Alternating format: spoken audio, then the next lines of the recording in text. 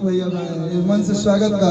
और सबसे बड़े हमारे हीरो लाल बाबू पंडित सर, एक बार जोरदार ताली बजा दीजिए। भोजपुरी के बहुत अच्छे व्यक्ति, एक बार जोरदार ताली चारों तरफ से आप लोग बजाएं लोग।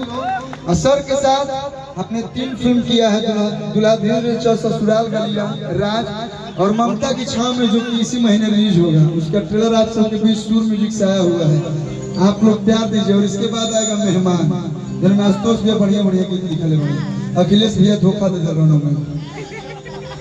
कि यूपी के हो कि बिहार के हो, आग लागे जनुआ के बुटिए से। हम रंगदारी कितना गए ना रंगदार है, लेकिन गीतिया लोग पसंद कर लेते, गाती ही ना। देखने में क्यूट हूँ, लेकिन अपने बोली सुनो को म्यूट कर देता हूँ मैं। कि आग लागे जनुआ के बोलिए से, बात करे राई फला गोलिए से। तो जी आपके भाई कहता कि पानी पियले तू कवनाई नहर के हो,